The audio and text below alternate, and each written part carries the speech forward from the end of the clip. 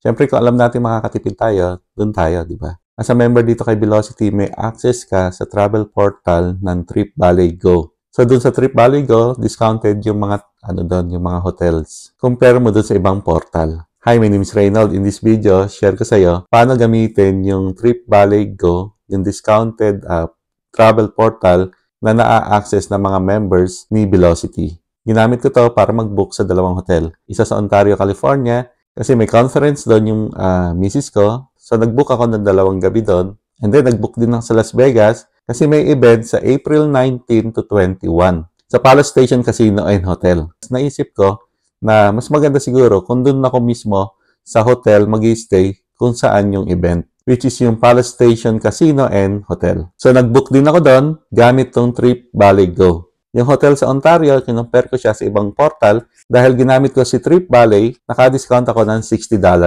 Doon naman sa event sa Las Vegas, naka-discount ako ng $50. Pero syempre, nag-iiba-iba din ang presyo ng mga hotel sa mga portals. Kaya kung member ka dito kay Velocity, check mo muna din yung ibang portal kung makakamura ka nga dito kay Trip Valley bago mo i-book. Sa ngayon, share ko na yung screen ko para maipakita ko sa iyo paano gamitin at mag-book ng hotel kay Trip Valley Go ni Velocity. Pero bago yan, kung di ka pa member ng Velocity at naghahanap ka rin ng way para makasave sa mga travel expenses, mas maganda kung mag-join ka dito kay Velocity para makasave din. Bukod sa saving sa mga travel expenses, meron din ibinibigay na travel certificate sa mga members ni Velocity. At syempre, meron din compensation plan pag naging member ka dito kay Velocity. For more information about Velocity, sa mga benefits ng mga members ni Velocity, at paano nga ba kumita yung mga members dito kay Velocity, kasi may 4 ways to earn dito kay Velocity. At syempre, kung paano mag-join. Dito kay Velocity, one time lang ang membership na $50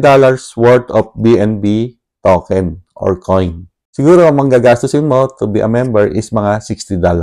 Kasi kailangan mo magpasobra para doon sa natawag nating transaction fee or gas fee. Kaya kung di ka pa member ng Velocity, message mo ako or mag-comment ka dyan sa comment section. Ngayon, share ko na yung screen ko. Stay tuned. So, nagtingin ako dito sa members portal. Yan. Exclusive to sa mga members ni Velocity kasi may mga discount tayo dito. Dito sa Trip Valley Go, yung DoubleTree by Hilton, Ontario Airport, ang total niya with tax is $384.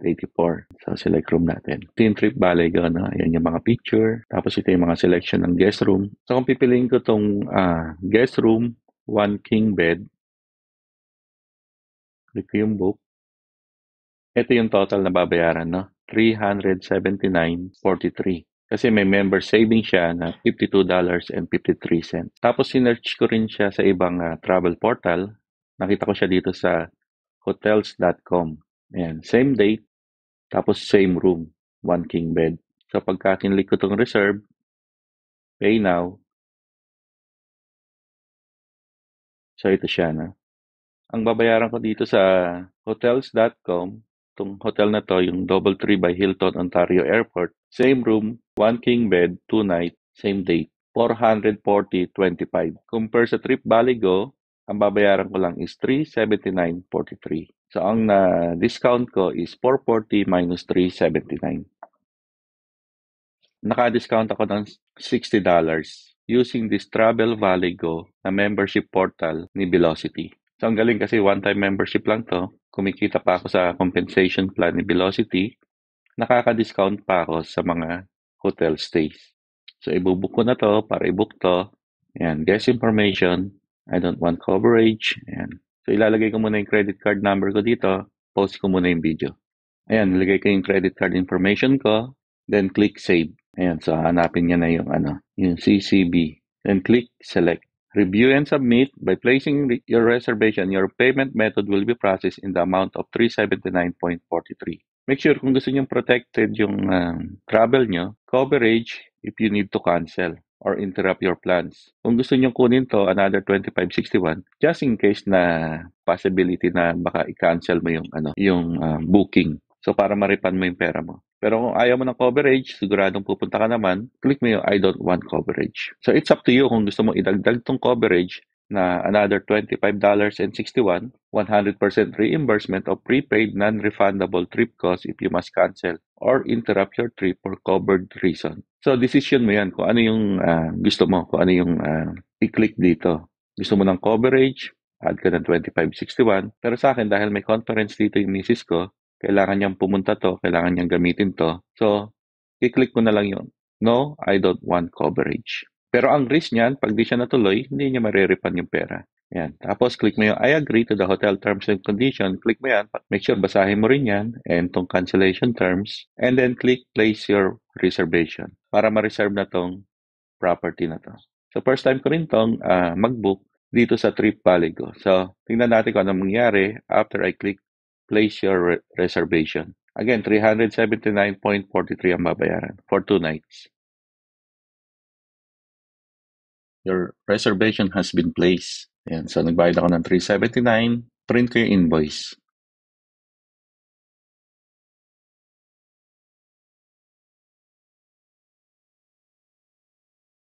So pagkatapos ng event sa Ontario, may another event na pupuntahan ko naman sa Las Vegas. Ayan, so April 19 to 21 may event sa Las Vegas at yung event is nasa Palace Station Hotel.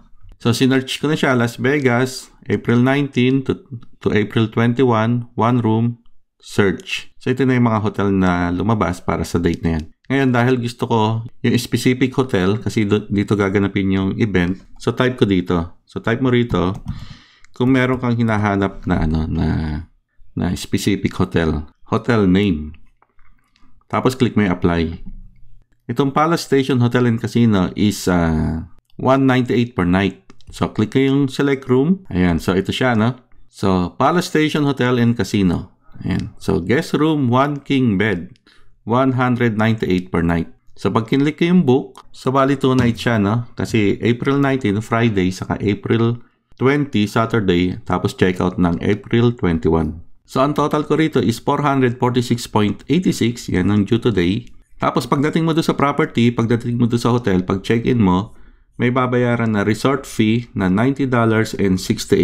So ang total niyan ng 446.86 saka 90.68 is 537.54. So yan yung total na babayaran ko pag ginamit ko yung Trip Valley Go sa pag-stay dito sa hotel. Ngayon, nagtingin din ako sa hotels.com para ma-compare yung price. Same hotel, itong Palace Station. Tapos sinearch ko yung same date din. So pagka kinlik ko itong reserve, ito yung same room.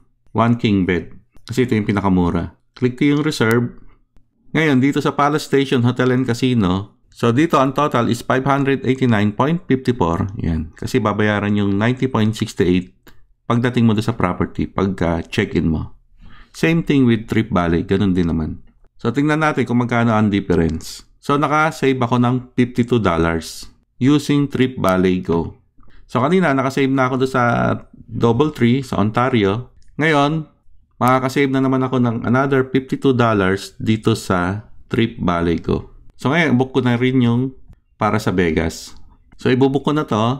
Yan. Pero this time, i-add ko yung coverage. Additional $30. Just in case hindi kami matuloy sa Vegas, at least marirefund ko yung pera. Dito sa payment information, dahil na-add ko na yung card ko kanina, so i-add ko na lang dito yung CCB. So ang due, dahil in-add ko yung insurance, just in case hindi kami matuloy sa Vegas. Although bayad na rin yung ticket ko sa event sa Las Vegas sa April 19 to 21, just in case lang na hindi kami matuloy, at least ma-refund ko itong 477. I mean, ma-refund ko yung 100% less tong 30.16. Click select. Tapos, I agree to the hotel terms and condition. Tapos, click ko na to para ma-reserve ko na yung property. So, yung card ko, itong Citibank, is meron lang siyang hinihinging confirmation. Actually, ginawa rin to kanina. So, piliin ko lang yung text. Ano lang to, added security lang ng credit card ko to make sure ako nga yung nagbubook ng hotel na to. Ayan, so inantay ko yung text sa cellphone ko, e-enter ko rito yung code na pinadala nila. Yun, okay na ulit. So, naibook ko na rin yung trip sa Las Vegas. So, dalawa ang naibook ko ngayon, yung trip sa Ontario and yung trip sa Las Vegas. So, yun, buti na lang, nag-member na ako dito kay Velocity. Naka-discount ako sa hotel stay namin sa Ontario, California and sa Las Vegas, Nevada. Thank you for watching. This is Reynald. Kung first time mo dito sa channel na to, please subscribe. Kung nagustuhan mo itong video na to, please give me a thumbs up. Again, kung di ka pa member ni Velocity at interesado kang makasave sa mga travel expenses at magkaroon ng daily earnings sa compensation plan ni Velocity, message me or mag-comment ka dyan sa comment section. Thank you and see you sa mga susunod na video. Bye-bye!